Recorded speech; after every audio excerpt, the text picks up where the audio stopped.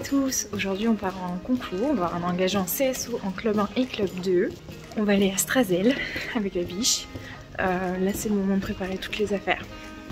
Je vous retrouve en voix off comme d'habitude, donc là en fait j'étais en train de préparer toutes les affaires, je vous ai filmé quelques plans assez sympas je trouve. Parce que pour une fois on avait vraiment le temps, c'est-à-dire que je passais super tard le soir, la reco était à 18h30 pour la première épreuve, donc autant vous dire qu'on avait le time. Donc j'ai pris le temps de nettoyer mes affaires et tout ça le jour même, d'habitude je fais ça la veille. Là on voit que je suis en train de charger la voiture.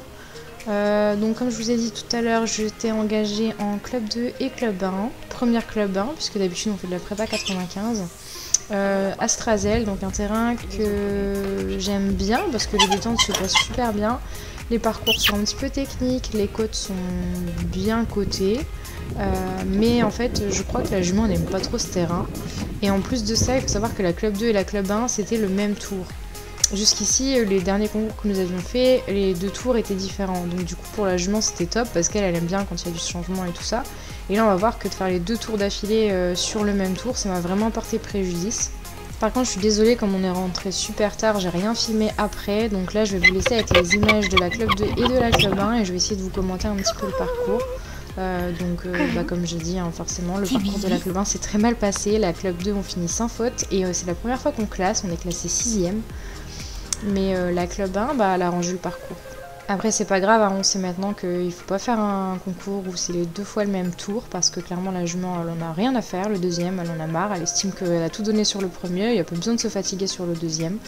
Donc voilà, on apprend, de toute façon c'est que nos premières club 1 hein, entre guillemets, donc on a le temps de progresser et puis d'évoluer.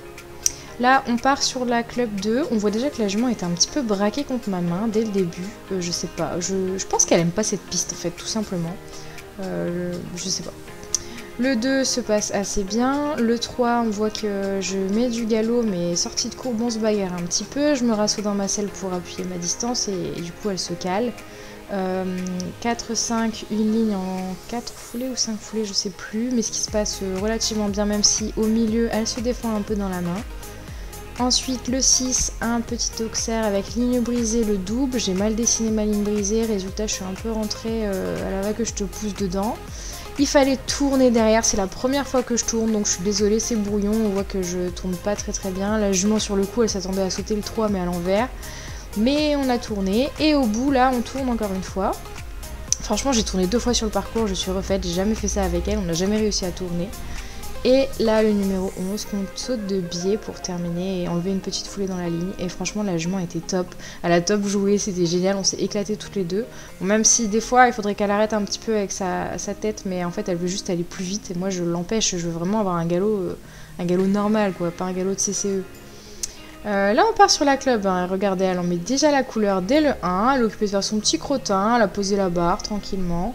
On voit que la gamme de galop est déjà beaucoup plus élevée que sur la club 2 parce que madame est beaucoup plus chaude, on va pas se mentir.